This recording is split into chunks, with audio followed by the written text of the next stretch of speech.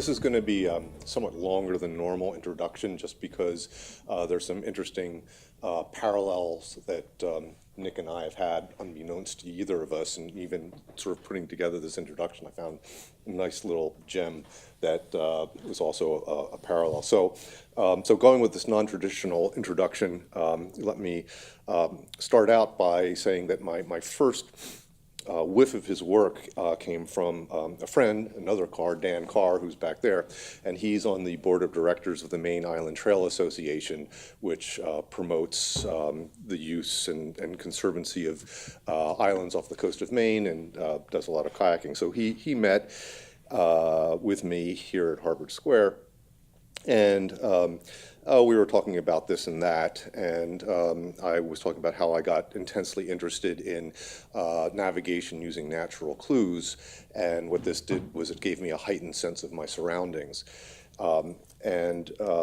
After about a year of doing this, this was about the time when cell phones became big, and so all of a sudden everybody's wandering around, walking across the street doing this sort of thing.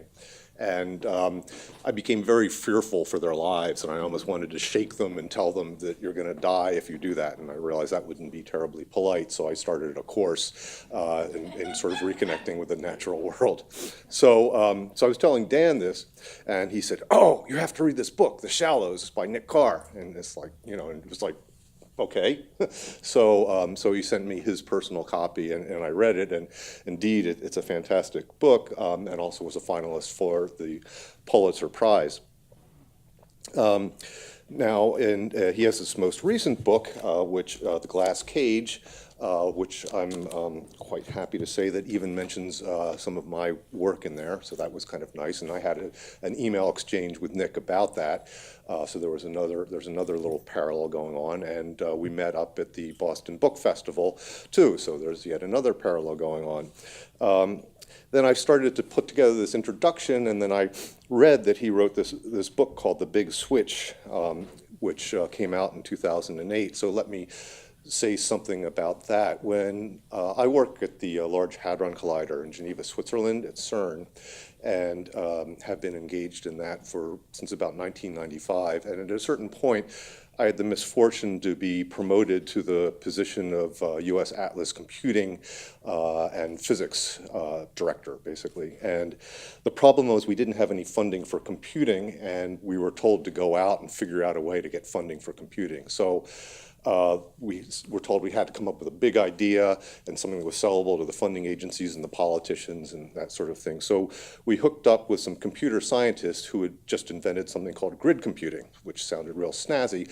And the idea behind grid computing is, well, if you have a toaster, you plug it into the socket and power comes out. And so the idea was that computing could basically be ubiquitous, but the problem was that nobody had really realized this idea or put it together.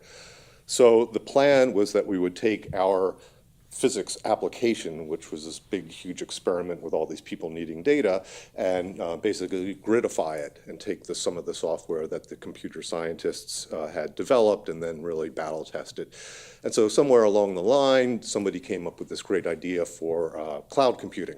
And then all of a sudden Microsoft and Apple were interested in cloud computing and picked it up and that sort of thing. So when I was researching this, I saw The Big Switch, and then realized that he'd been writing about how cloud computing is changing the way one looks at computing and how it's sort of become a commodity.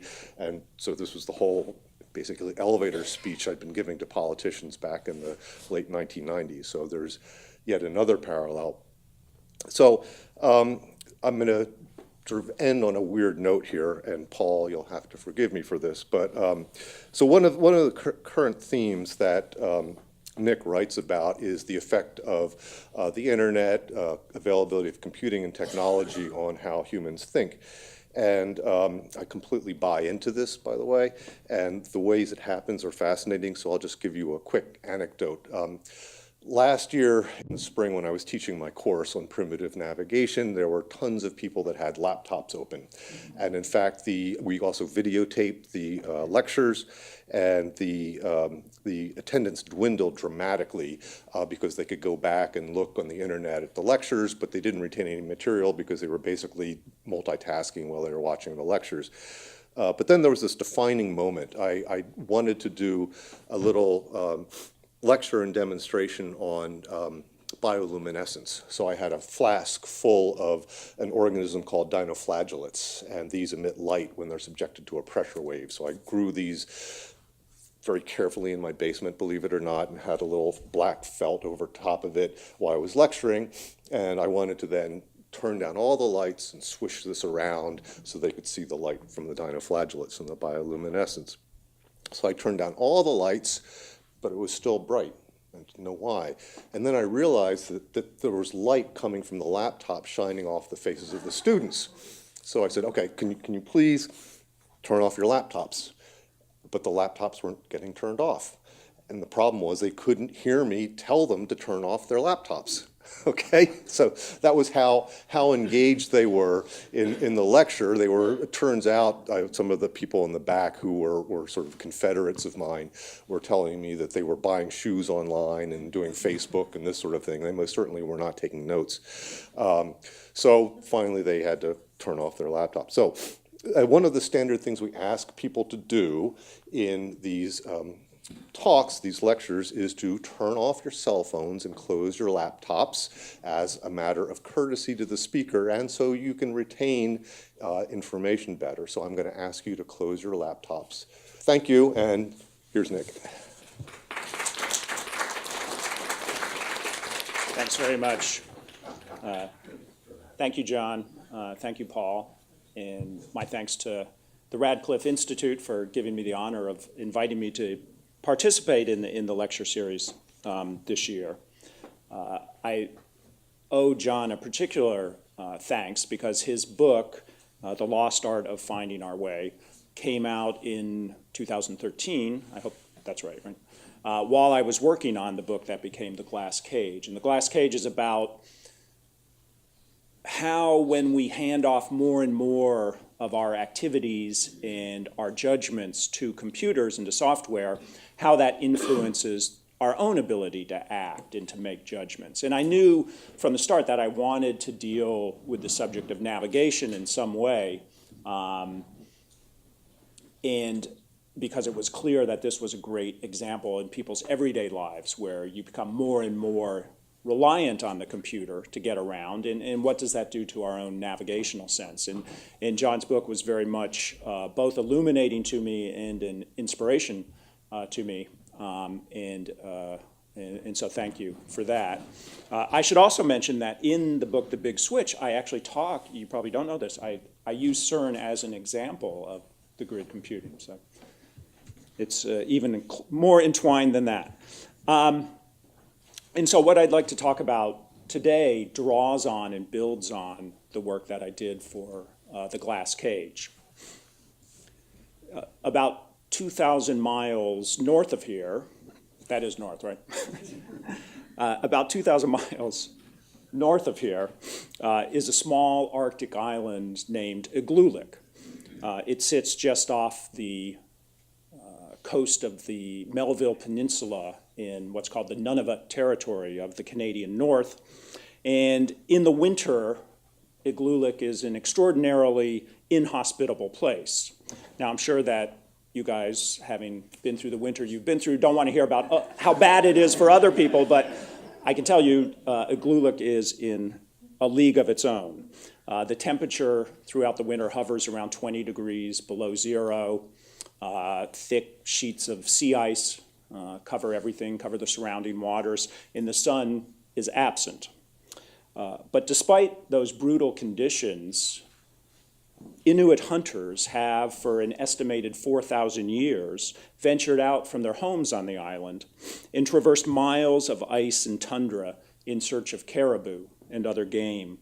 The hunters' ability to navigate this incredibly barren and frozen terrain where landmarks are few, paths are covered up by new snow every night, and snow formations are in constant flux, has amazed voyagers and scientists ever since 1822, which is when the English explorer William Edward Parry, on his second attempt to find a Northwest Passage, went by Igloolik, and in his journal he mentions quote, the astonishing precision of his Inuit guide's geographic knowledge of the area. Now, the Inuits' wayfinding skills aren't born of technological prowess. They've largely eschewed maps and compasses and other instruments, but rather of a profound understanding of winds, snowdrift patterns, animal behavior, stars, currents, and other features of the natural world. The Inuit, in other words, are masters of perception, or at least they used to be. Something changed in their culture around the turn of the millennium. In the year 2000, if you remember, the United States government deregulated and opened up and lifted many of the restrictions on the civilian use of the global positioning satellite system. And so the accuracy of GPS devices sharpened enormously, even as the price of those devices plunged. In the Igloolik hunters, who had long ago traded their dog sleds for snowmobiles, they very quickly began to buy GPS devices and began to rely on the satellites in the digital maps in place of their own native skills for navigation. The younger Inuit, as you might imagine, were especially eager to use this new technology. In the past, a young hunter had to go through years and years of an apprenticeship with his elders in order to develop those very fine navigational skills. By just going out and buying a cheap GPS receiver, he could suddenly skip all the training and offload responsibility for navigation to the device. And he could travel out in some conditions like dense fog that used to make it impossible to go out hunting. The ease, convenience, and precision of the automated navigation aids made the Inuits' traditional navigational sense and techniques seem antiquated and cumbersome by comparison.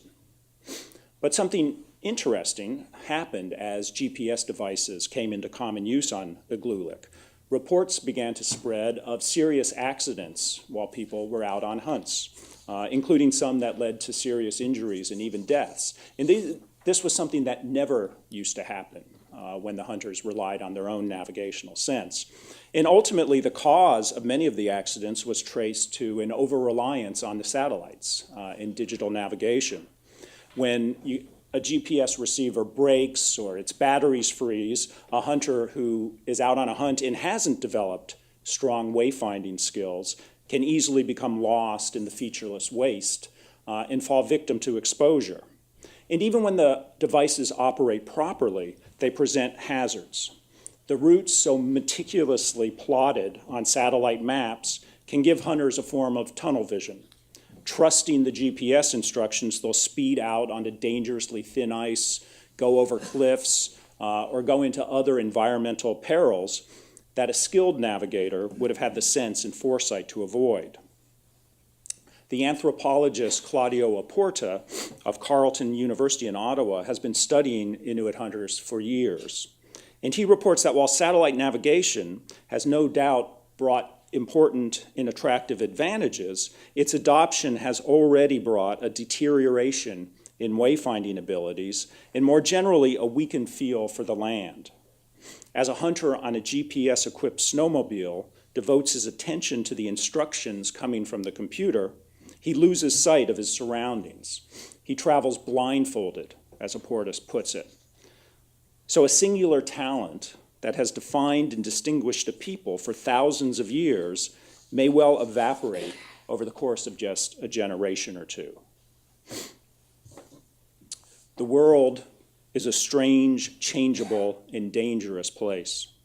Getting around in it demands of any animal a great deal of effort, mental as well as physical. For ages, we human beings have been creating tools to reduce the strain of travel. History, you could argue, is, among other things, a record of the discovery of ingenious new ways to ease our passage through our environs, to make it possible to cross greater and ever more daunting distances without getting lost, roughed up, or eaten. Simple maps and trail markers came first, then star maps and nautical charts and terrestrial globes, and later instruments like sounding weights, quadrants, astrolabes, compasses, octants, sextants, chronometers. Lighthouses were erected along shorelines, buoys set in coastal waters. Roads were paved, signs posted, highways linked and numbered. For most of us, it's been a long time since we've had to rely on our wits to get around. GPS receivers and other automated mapping and direction plotting devices, I would argue, are the latest additions to our navigational toolkit. But they also give the old story a new and worrisome twist. Earlier navigational aids were just that, aids. They were designed to give travelers a greater awareness of the world around them, to sharpen our sense of direction, provide us with advance warning of danger, highlight nearby landmarks and other points of orientation, and in general help us situate ourselves in both familiar and alien settings. Satellite navigation systems can do all those things and more, but they're not designed to deepen our involvement with our surroundings. They're designed to relieve us of the need for such involvement. By taking control of the mechanics of navigation and reducing our own role to following routine commands, turn left in 500 yards, take the next exit, stay right, destination ahead. The systems, whether running through a dashboard, a smartphone, or a dedicated GPS receiver, end up isolating us from the environment. As a team of Cornell researchers wrote in a 2008 paper, with the GPS, you no longer need to know where you are and where your destination is, attend to physical landmarks along the way, or get assistance from other people. The automation of wayfinding serves to, as they wrote, inhibit the process of experiencing the physical world by navigation through it. As is so often the case with gadgets and services that ease our way through our lives, we've celebrated the arrival of inexpensive GPS units. The New York Times writer David Brooks spoke for many of us, I think, when in a 2007 column titled "The Outsourced Brain," he raved about the navigation system installed in his new car. "I quickly established a romantic attachment to my GPS," he wrote. "I felt warm and safe following her thin blue line." His GPS goddess, as he described it, had liberated him from the age-old drudgery of navigation. And yet, he grudgingly confessed, the emancipation delivered by his in-dash muse came at a cost. After a few weeks, it occurred to me that I could no longer get anywhere without her. Any trip slightly out of the ordinary had me typing the address into her system and then blissfully following her satellite-fed commands. I found that I was quickly shedding all vestiges of geographic knowledge. The price of convenience was, Brooks wrote, a loss of autonomy. The goddess was also a siren. Now, we want to see computer maps as being interactive, high-tech versions of paper maps, but I think that's a mistaken assumption. Traditional maps give us context. They provide us with an overview of an area and require us to figure out our current location and then plan or visualize the best route to our next stop. That mental effort, it turns out, aids our mind in creating its own cognitive map of an area. Map reading, research shows, strengthens our sense of place and hones our navigational skill in ways that can make it easier for us to get around even when we don't have a map at hand. We seem, without knowing it, to call on our subconscious memories of paper maps in orienting ourselves in a city or town, in determining which way to head to arrive at our destination. In one revealing experiment, researchers found that people's navigational sense is actually sharpest when they're facing north, the same way maps point. Paper maps don't just shepherd us from one place to the next, they teach us how to think about space. The maps generated by satellite-linked computers are very different. They usually provide meager spatial information and few navigational cues. Instead of requiring us to puzzle out where we are in an area, a GPS device simply sets us at the center of the map and then makes the world circulate around us. in this miniature parody of a pre-Copernican universe. We can get around without needing to know where we are, where we've been, or which direction we're heading. We just need an address or an intersection, the name of a building or a shop, to cue the device's calculations. Julia Frankenstein, a German cognitive psychologist who studies the mind's navigational sense, believes it's likely that, as she writes, the more we rely on technology to find our way, the less we build our own cognitive maps. Because computer navigation systems provide only bare bones route information without the spatial context of the whole area, she explains, our brains don't receive the raw material required to form rich memories of a place. Developing a cognitive map from this reduced information, she says, is a bit like trying to get an entire musical piece from a few notes. Other scientists agree. A British study found that drivers using paper maps developed stronger memories of routes and landmarks than did those relying on turn-by-turn instructions from satellite systems. After completing a trip, the map users were able to sketch more precise and detailed diagrams of their routes. The findings, reported the researchers, provide strong evidence that the use of a vehicle navigation system will impact negatively on the formation of drivers' cognitive maps. A study of drivers conducted at the University of Utah found evidence of what the researchers called inattentional blindness in GPS users, which impaired their wayfinding performance and their ability to form visual memories of their surroundings. GPS-wielding pedestrians appear to suffer the same disabilities. In an experiment conducted in Japan, researchers had a group of people walk to a series of destinations in a city. Some of the subjects were given handheld GPS devices, others used paper maps. The ones with the maps took more direct routes, had to pause less often to figure out where they were, and formed clearer memories of where they'd been than did the ones with the gadgets. An artist and designer named Sarah Hendren recently wrote an article about how easy it is to become dependent on computer maps today, and how such dependency can short-circuit the mind's navigational sense. While attending a meeting in an unfamiliar city, she came to realize that, as she wrote, I was using my phone's map application with spoken cues to make the same short trip between my hotel and a conference center just 5 minutes away, several days in a row. I was really just willfully turning off the sphere of perception that I've relied on heavily most of my life. I made no attempt to remember landmarks and relationships and the look and feel of roads and such. She worried that by outsourcing multimodal responsiveness and memory, she is, as she put it, impoverishing my overall sensory experience. We know that a loss of navigational acumen can be fatal for pilots and truck drivers and sailors and hikers. But most of us, let's face it, in our daily routines of driving and walking and otherwise getting around, are unlikely to find ourselves in particularly perilous situations, or much less in mortal peril, which raises the obvious question, who cares? As long as we arrive at our destination, does it really matter whether we maintain our own navigational sense or offload it to a machine? An Inuit elder on a Igloolik may have good reason to bemoan the adoption of GPS technology as a cultural tragedy, and some of them do, but those of us living in lands crisscrossed by well-marked roads and furnished with gas stations, motels, and 7-Elevens long ago lost both the custom of and the capacity for prodigious feats of wayfinding.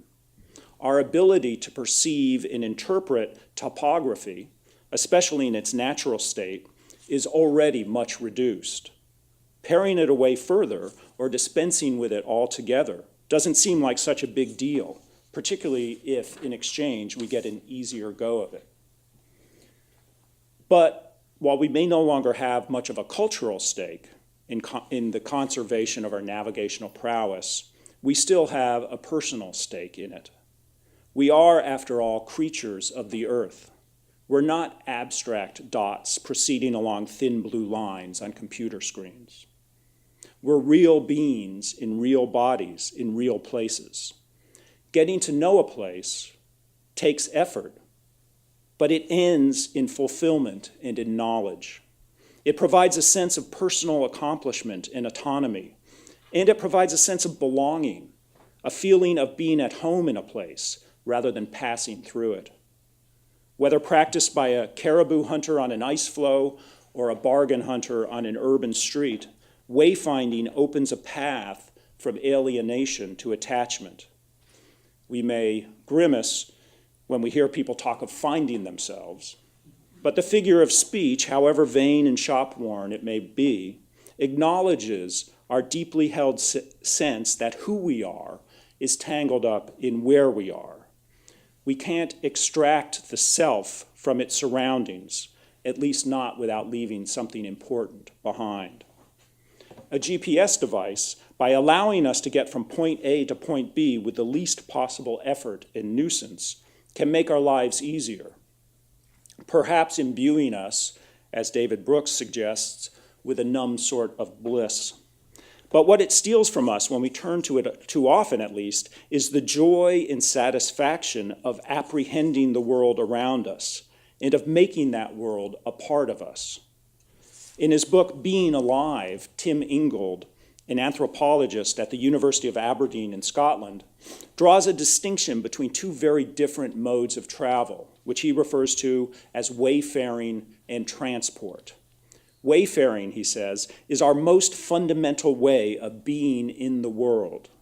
Immersed in the landscape, attuned to its textures and features, the wayfarer enjoys an experience of movement in which action and perception are intimately coupled. Wayfaring becomes, Ingold writes, an ongoing process of growth and development or self-renewal. Transport, on the other hand, is essentially destination-oriented.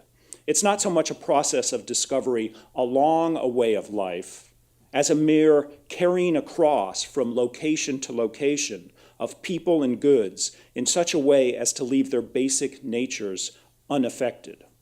In transport, the traveler doesn't actually move in any meaningful way. Rather, he is moved, becoming a passenger in his own body. He becomes, you might say, a piece of cargo. Wayfaring is, of course, messier and less efficient than transport, and that's exactly why it has become a target for computer automation. If you have a mobile phone with Google Maps, says Michael Jones, an executive in Google's mapping division, you can go anywhere on the planet and have confidence that we can give you directions to get where you want to go safely and easily. As a result, he declares, no human ever has to feel lost again. Now, that certainly sounds appealing, as if some basic problem in our existence had been solved forever, and it fits the Silicon Valley ideology and obsession with using software to rid people's lives of friction. But the more you think about it, the more you realize that to never confront the possibility of getting lost is to live in a state of perpetual dislocation. If you never have to worry about not knowing where you are, then you never have to know where you are. Beyond sacrificing a sense of place, we may lose other things as we let our wayfinding skills wither. Deeper things, very important things. Neuroscientists have in recent decades made a series of breakthroughs in understanding how the brain perceives and remembers space and location. And the discoveries underscore the elemental role that navigation seems to play in the workings of mind and memory. In a landmark study conducted at University College London in the early 1970s, John O'Keefe monitored the brains of lab rats as the rodents moved about an enclosed area. As a rat became familiar with the space, individual neurons in its hippocampus, a part of the brain that plays a central role in memory formation, would begin to fire every time the animal passed a certain spot. These location-keyed neurons, which O'Keefe dubbed place cells, and which have since been found in the brains of other mammals, including our own brains, can be thought of as the signposts the brain uses to mark out a territory. Every time you enter a new place, whether a city square or the kitchen of a neighbor's house, the area is quickly mapped out with place cells in your brain. The cells, as O'Keefe has explained, appear to be activated by a variety of sensory signals, including visual, auditory, and tactile cues, each of which, he writes, can be perceived when the animal is in a particular part of the environment. More recently, in 2005, a team of Norwegian neuroscientists, led by the couple Edvard and May-Britt Moser, discovered a different set of neurons involved in charting, measuring, and navigating space, which they named grid cells. Located in a region closely related to the hippocampus, the cells create in the brain a precise geographic grid of space consisting of an array of regularly spaced equilateral triangles. The Mosers compare the grid to a sheet of graph paper in the mind on which an animal's location is traced as it moves about. Whereas place cells map out specific locations, grid cells provide a more abstract map of space that remains the same wherever an animal goes, providing an inner sense of dead reckoning. Working in tandem and drawing on signals from other neurons that monitor bodily direction and motion, place and grid cells act, in the words of the science writer James Gorman, as a kind of built-in navigation system that is at the very heart of how animals know where they are going, and where they have been. In addition to their role in navigation, the specialized cells appear to be involved more generally in the formation of memories, particularly memories of events and experiences. In fact, O'Keefe and the Mosers, as well as other scientists, have begun to theorize that the mental travel of memory is governed by the same brain systems that enable us to get around in the world. In a 2013 article in Nature Neuroscience, Edvard Moser provided extensive experimental evidence that, as he put it, the neuronal mechanisms that evolved to define the spatial relationship among landmarks can also serve to embody associations among objects, events, and other types of factual information. Out of such associations, we weave the memories of our lives. It may well be that the brain's navigational sense, its ancient, intricate way of plotting and recording movement through space, is the evolutionary font of all memory. What's more than a little scary is what happens when that font goes dry. Our spatial sense tends to deteriorate as we get older, and in the worst cases, we lose it altogether. One of the earliest and most debilitating symptoms of dementia, including Alzheimer's disease, is hippocampal degeneration and the consequent loss of locational memory. Victims begin to forget where they are. Véronique Bobo, a research psychiatrist and memory expert at McGill University in Montreal, has done extensive research demonstrating that the way people exercise their navigational skills influences the functioning and even the size of their hippocampus and may provide protection against the deterioration of memory. The harder people work at building their own cognitive maps of space, the stronger their underlying memory circuits seem to become. They appear to actually grow gray matter in the hippocampus, a phenomenon famously documented in London cab drivers, in a way that's analogous to the building of muscle mass through physical exertion. But when they simply follow turn-by-turn instructions in what Bobo calls a robotic fashion, they don't stimulate their hippocampus, and as a result may leave themselves more susceptible to memory loss.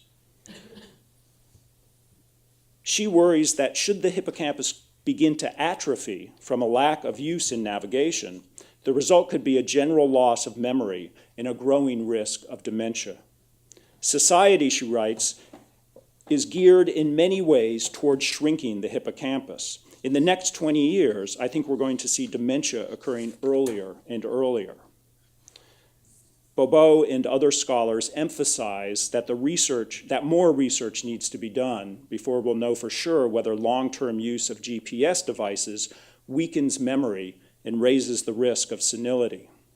But as we learn more about the close links and interconnections between navigation, the hippocampus, and memory, it seems entirely plausible that avoiding the work of figuring out where we are and where we're going may have unforeseen and less than salubrious consequences.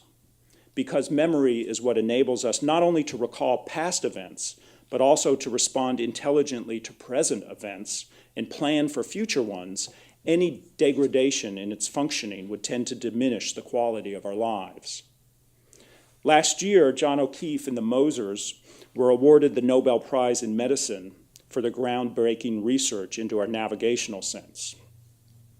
I don't know if you followed the news about the prize, but if you did, you'll recall that the press invariably described the scientists as having discovered the brain's GPS system. We're so enamored of and dependent on our contemporary digital technologies that we rush to use them as metaphors to describe ourselves to ourselves. But what goes on inside our minds and bodies when we move through the world is nothing at all like a GPS system.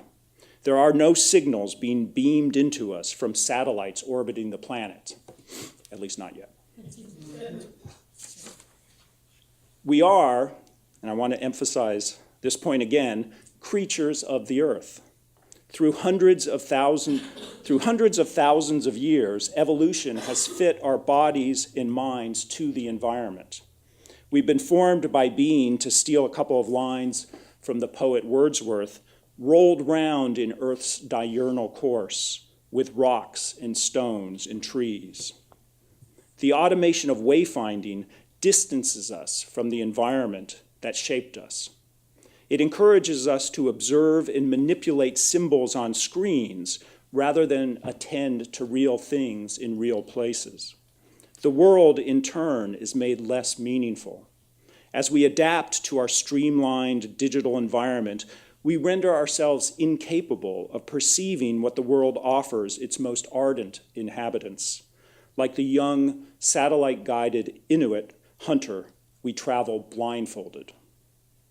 The labors our obliging digital deities would have us see as mere drudgery may turn out to be vital to our fitness, happiness, and well-being.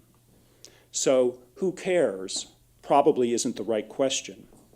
What we should be asking ourselves is this: how far from the world do we want to retreat? Thank you.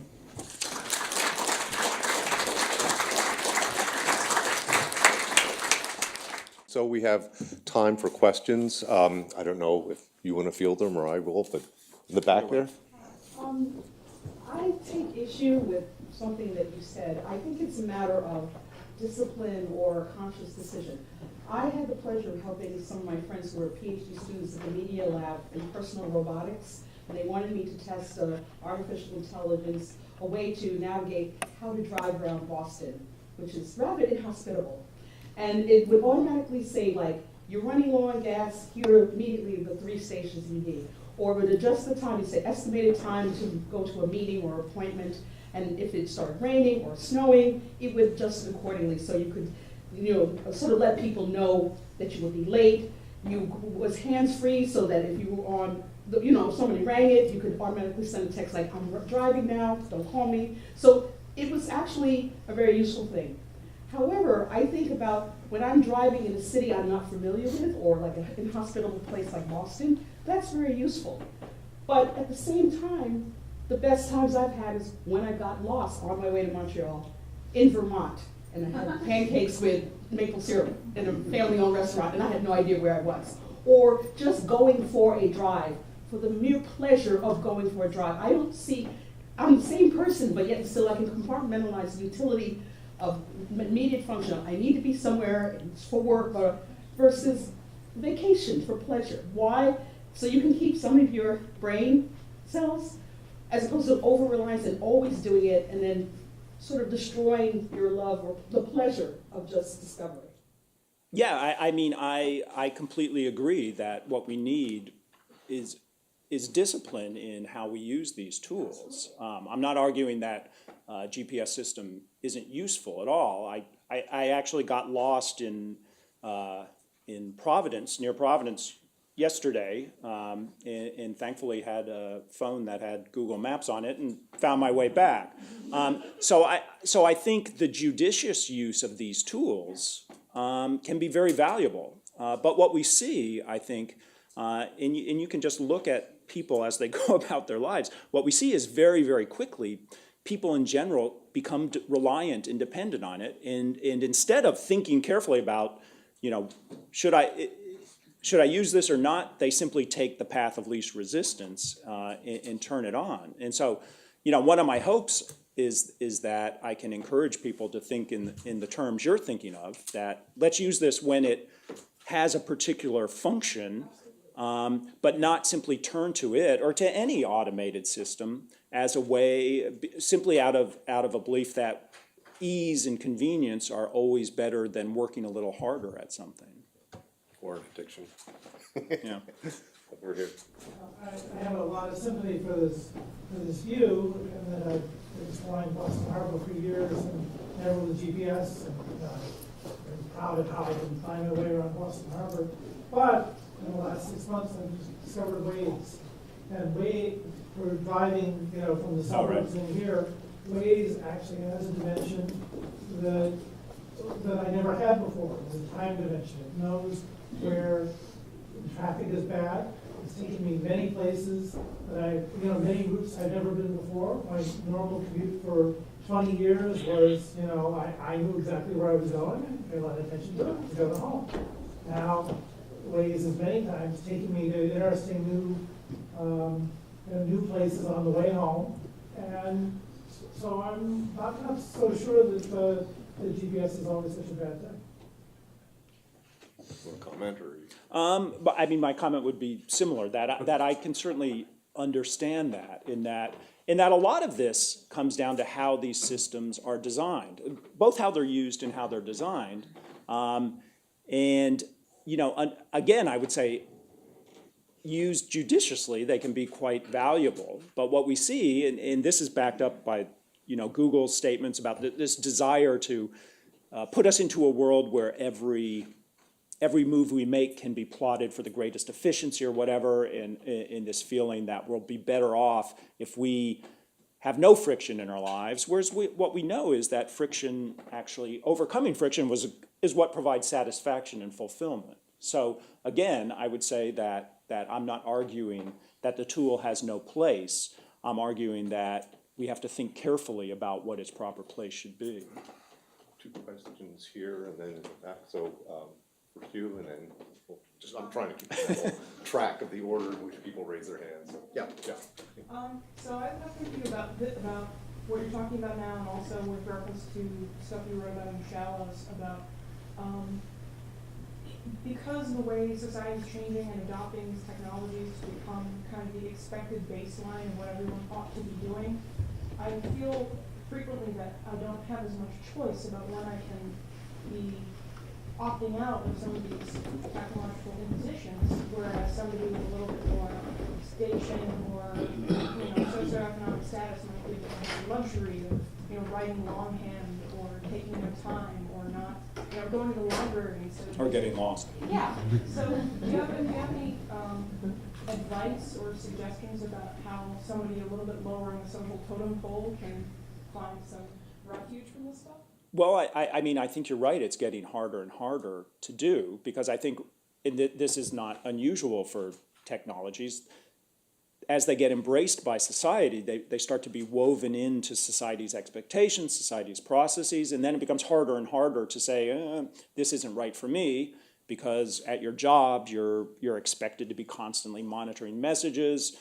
In your social life, all your friends are planning what they're going to do and exchanging comments and information online.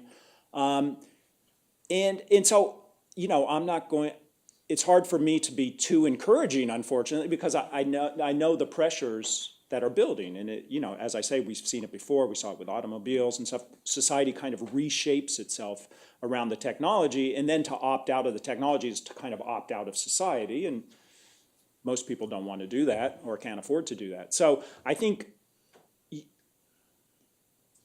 I think the there's two kind of solutions. One is to do what you can to resist the drift of society in that direction, and that's a hard thing to do, but I think it's an important thing. And the second is that to make sure you keep exercising the possibilities of your mind that aren't fulfilled or encouraged by the technology. So I think our computers and our smartphones, for all their benefits, have been designed to be kind of interruption machines and distraction machines. And so to counter that, I think it means that in your personal life, you have to set aside significant amounts of time undistracted and uninterrupted by the technology and engaging in attentive forms of thought.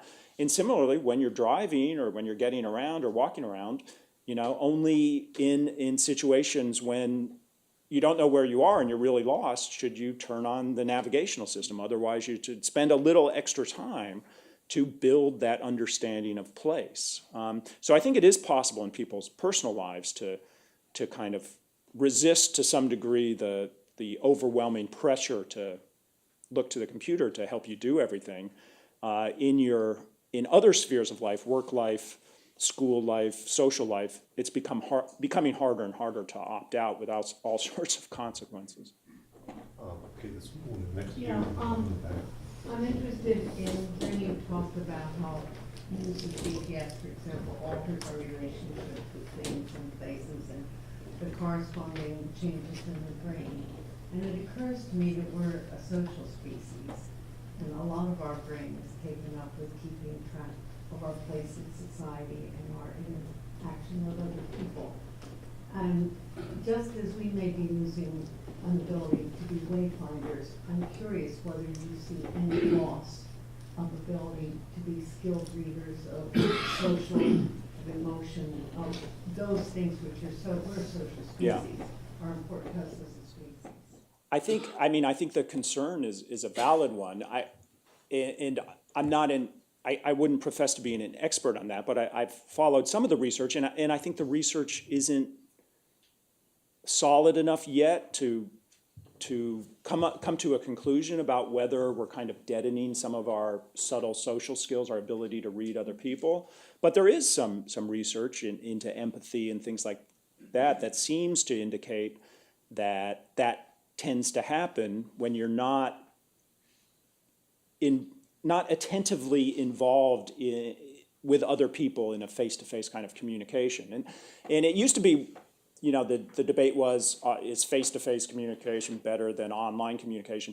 To me, that debate is kind of over, because even when we're talking to each other one-on-one, face-to-face, often there's technology involved. The person you're talking to will pull out their phone because they got a message, or you can see in their eyes that they're really thinking they'd rather be looking at their phone than listening to you. Maybe that's just me. But I do think that is a concern, because we live at a time that we're so dependent on screens and technologies and software that what I think we're beginning to find is that we underestimate the qualities of life and the aspects of life that can't be turned into software. The physical nature of life and that kind of subtle perception of each other, we take that so much for granted that we can give it away without even figuring out we're giving it away.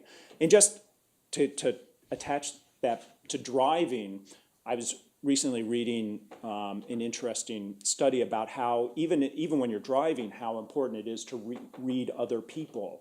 And in fact, a lot of driving is about anticipating what people are going to do, making brief eye contact. Sometimes that's not advised, but particularly in Boston. But in a worry about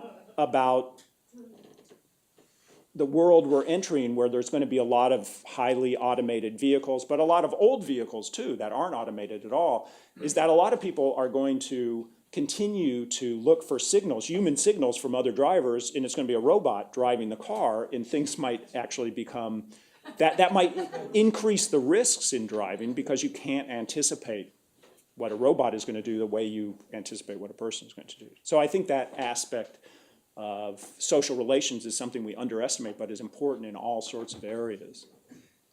So the gentleman back there. So I was kind of, I thought that your speech kind of articulated a particular process, more or less that you, at least when you're sort of, when you're sort of trying to like present information to a user, right? The first step would be sort of just kind of giving them an information dump. And the second thing that you might want to do is to give them some like conclusions. So in the case of GPS, you could give people like a map, or you could give them, you know, like they can ask you what question they actually want to get answered, like how do I get from here to there? And you could sort of just give them that solution. So I kind of think that that's sort of where, you know, pretty much all of our sort of data processing capacity is going to go towards sort of presenting conclusions to people.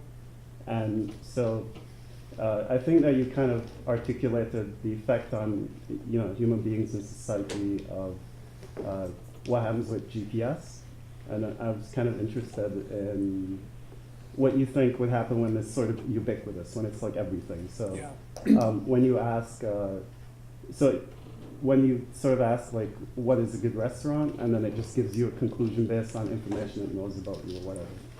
Right, and I think we are moving in that direction very, very quickly because suddenly we have information systems, computer systems, that are very good and very quick at analyzing huge amounts of information and pumping out judgments and decisions. Things that we used to think that, you know, only people could do, computers are getting better and better at it.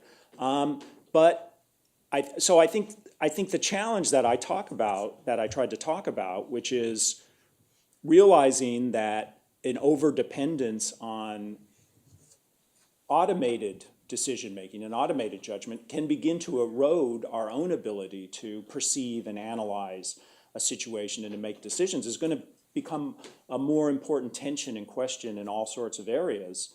And one of the things that's important, particularly when you talk about having a piece of software recommend movies or recommend places to eat or tell you what information you should be looking at or telling you what messages from friends are important, which is something Google and Facebook is already doing through their algorithms. The problem there is that we suffer from what scientists call automation bias, which is we're very quick to have faith in what a computer tells us. So if Google tells you, you do a search on Google and it provides you the top, 5 sources, we tend to think those are the best sources because Google told me. And we don't realize that Google's very good at what it does, but it uses a particular view of what's important. Popularity, recency, personalization, and there are other ways to figure out what information is important. You might want information that goes against your own bias, your own belief. You might want diverse points of view. You might want older, better established information than the newer stuff. And so we tend not to even think about alternatives. And similar with Facebook, we kind of take it for granted that it's showing us what's important, not realizing that it has its own motivations and its own incentives.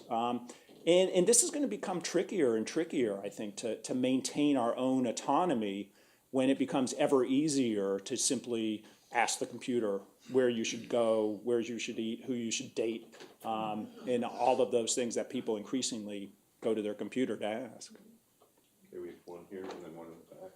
Yes, I've found that, following GPS into old areas of this country, especially in Europe, where they've taken some of these small towns and cities and closed off city centers.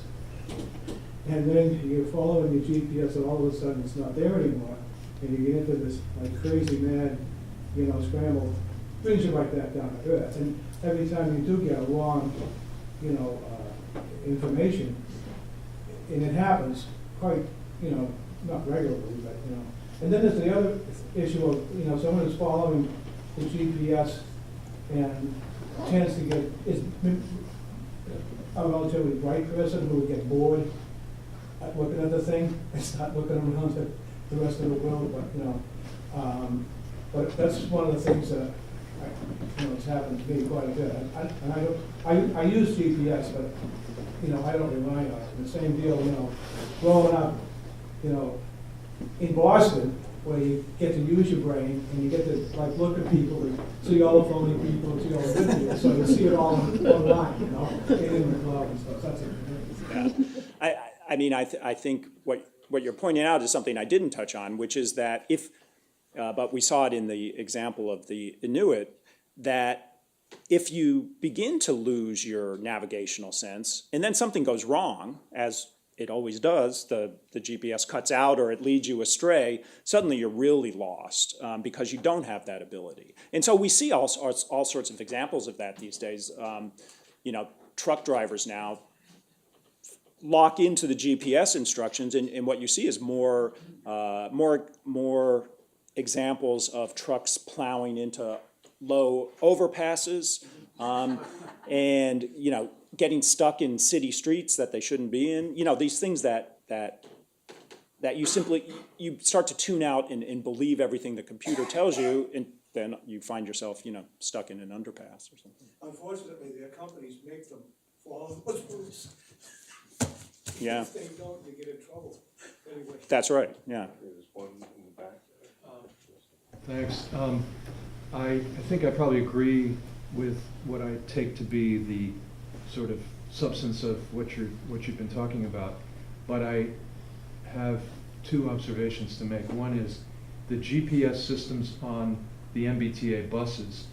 Once a guy named Chris Dempsey, I think his name is, who's actually now leading the No Boston Olympics effort, once he persuaded other people in management at the T that instead of going after the hackers at MIT who had hacked the Charlie cards to enable them to get in for free, instead of punishing them, to recruit them to free up the data that they had been collecting from the GPS systems, making it possible for talented people to come up with the countdown clock system that was then implemented.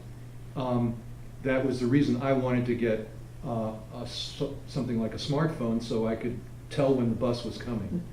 And I've actually met somebody else recently who said that's why they wanted to get one of those more sophisticated phones.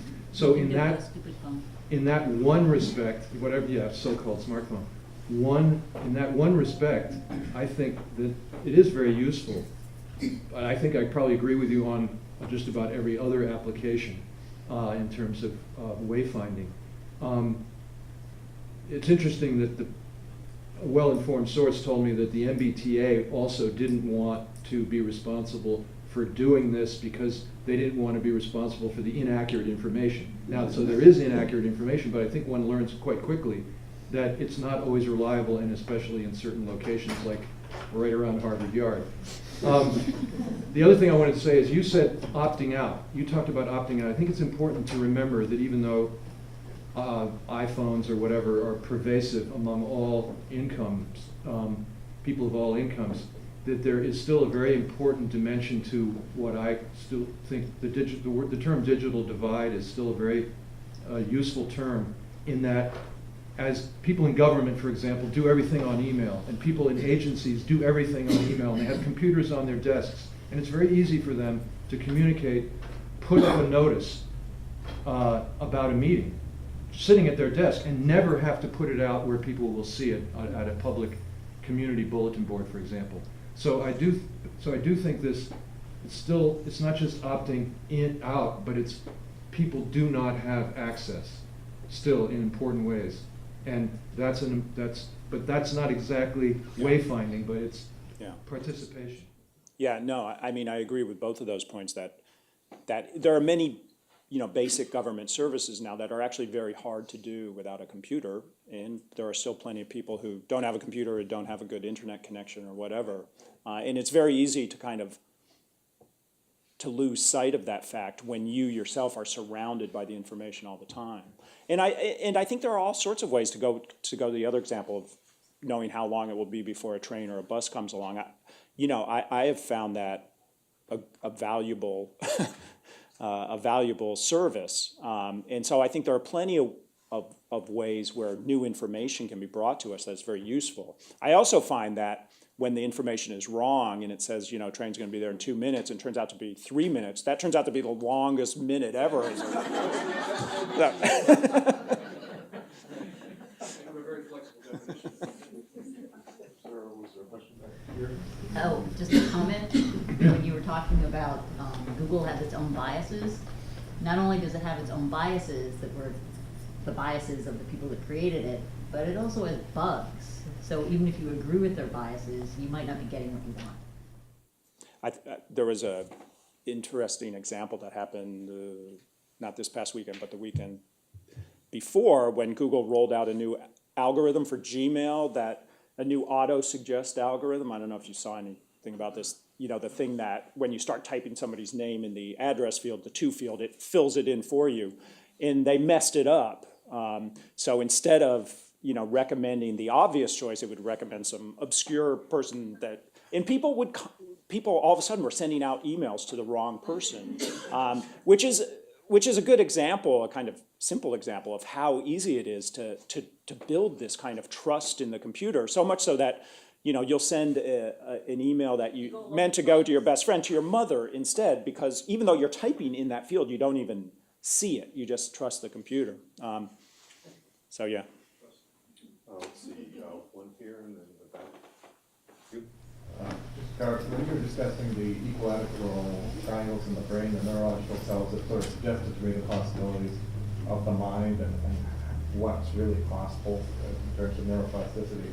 Wondering whether in your research you've looked into what might be taking the place of these navigational systems, whether it's just a total dependence on the screen. I know a lot of people have just remarked how reflexively they look at their phones and things, or whether you can do that. I don't think we know yet, because you know, this is all happening so quickly that other than, you know, established kind of research that shows, for instance, that London cab drivers, the part of their hippocampus that is involved in making cognitive maps actually literally expands, and expands pretty greatly, because they have to know I mean, London is even stranger than Boston in that sense, and so to understand it, you have to, you know, there are physical changes in the brain that happen. And I think from that we can, you know, anticipate that any kind of navigational learning will have some kind of physical effect in your brain. Your brain will adapt to it, and will, as you get better at it, that leads to anatomical changes in the brain. And if you don't practice it, then you won't get those changes or those benefits. But I think that still is speculation at this point, because I think there just hasn't been time to study what happens. There was an interesting study, and I talk about this in the book, done with mice, again, as most of them are, that they had mice go through a physical maze, and then they had mice go through a virtual maze that was exactly the same.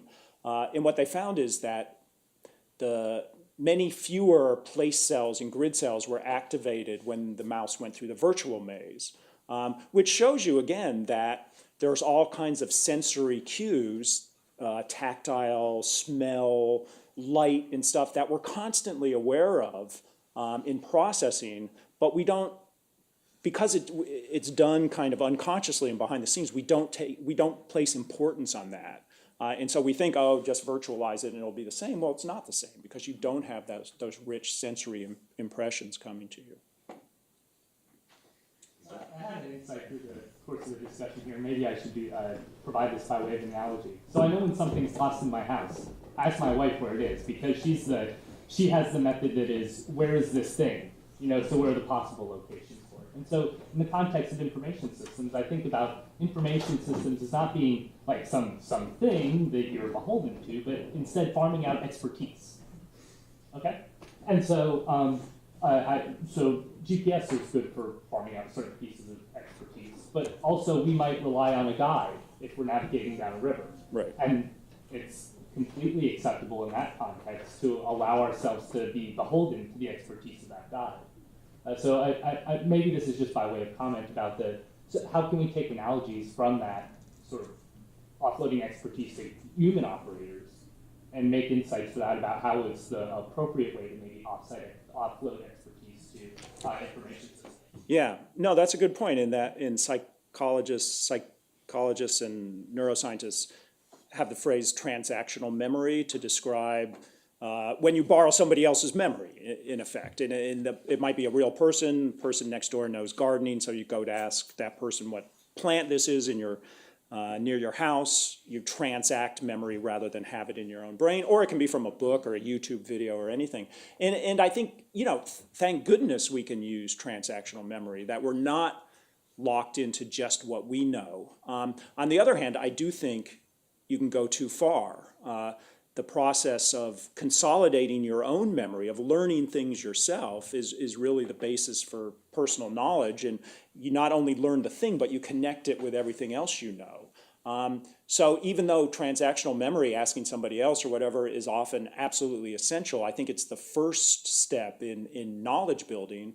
And if we become too dependent on outside sources, external sources, then I think we begin to emaciate our own memory, and I think that means also reducing our own knowledge and know-how. My question builds on the previous one in a way. I wonder if you see any parallel that goes beyond a mere analogy between reliance on GPS to find our way in the world and reliance on mechanical translation to find our way linguistically in the world. I studied languages when I was an undergraduate and enjoy the challenge of translating into a foreign language and speaking a foreign language. And on occasions where I try using, say, Google Translate languages that I don't speak, and then have someone look at who doesn't know the language, look at what's going out, they're always either amused or just distressed. The fluidity of that. And when I try it with a language I do know, I have the same feeling. It seems to me that maybe that's an analogy, even though quite a direct parallel of what's happening when we use GPS. That's sort of a lack of richness, texture, context, and understanding and sensitivity to the environment, in this case, the linguistic environment, that really touches upon something that's very human and that makes us who we are in terms of our ability to think. Yeah, I think it's an interesting analogy because for the same reason that often, even if you know that the translation isn't very good, you still say, well, I kind of know, it's kind of telling me what it says, and since I don't have an expert in, that language around, it's useful enough. But that again can lead to starting to discount the value of subtlety and nuance and precision, and beginning to say, well, good enough is good enough all the time or most of the time, and you begin to devalue the actual translator, the human translator skills, because you say, well, this is good enough, so don't hire the real translator. And so as a society, we begin to demean expertise, and as a result begin to lose it, and think that, oh, it's okay because it's close enough. It's time for maybe 2 more questions. Okay. So there's this famous Silver Spring, Maryland case where the 2 kids have not been allowed to go to the neighborhood park and go to the neighborhood library because the police picked them up. Are you familiar with it? No. Okay, so it's associated with the free-range kids movement. Oh, yeah. But it's been constantly in the news around Washington, D.C. So the related example is Obama proposed free access to national parks for grade 4. I don't know how they can get to the national parks, but anyway. Yeah. So if we look at the justification for that 9-year-olds need to experience nature and finding their way, but they're not allowed to. Essentially, they're not allowed to in rich countries anyway. Then doesn't that take us to the sacrilegious extreme where we're going to have to restore 9-year-olds' ability to find their way through the world, who have not implanted, but they have de facto devices attached to them. And we're going to have to admit as a society that, whether it's the Boy Scouts Association or the Chinese government, we know exactly where they are. So can we liberate them to a little bit, not get their way all the way to the national parks, but admit that it's going to be a new kind of wayfinding, that we have to a big brother kind of wayfinding Yeah. that we have to tolerate? Well, I hope not, but unfortunately, you sound fairly rational. And I mean, I can totally see that if you take away from kids through technology and through social restrictions or whatever, the ability to go out and figure out the world and develop these things, then you might have to replace them with some kind of artificial thing. All I can say is I hope that doesn't happen, but I can certainly see the scenario you're pointing out. I'm reading Dave Eggers' novel The Circle, which is about a dystopian near future world that's run by a Google-y type company called The Circle, and they're developing a way to implant GPS receivers in babies' bones, so parents can keep track of them and people can keep track of them all the time. So, to me, it is a dystopian scenario, but I can see how it could play out. Verizon makes a lot of money from its $5 a month child filters. It's only, I think, the upper classes at the moment, but it seems like it's coming. Hi, yeah. So from what I'm understanding of everything that you said so far, it kind of seems as if you're coming from a position where like humans have a great amount of knowledge, and like we're kind of like losing that knowledge over time. Whereas I was actually thinking that it could be interpreted, or GPS, the system of GPS could be interpreted from a different direction, where the people who previously like didn't really like have a good like spatial knowledge could actually, because of this GPS, go out and explore more and like be perfectly secure in like where they are, or like knowing like that they can get back to like where they were originally. So like kind of like this idea of like, I guess like a democratization of like information. So I was wondering, could you comment on like maybe like the balance between like the loss of like this wayfinding ability versus like this like increase in like the number of people who actually go out and are able to experience wayfinding?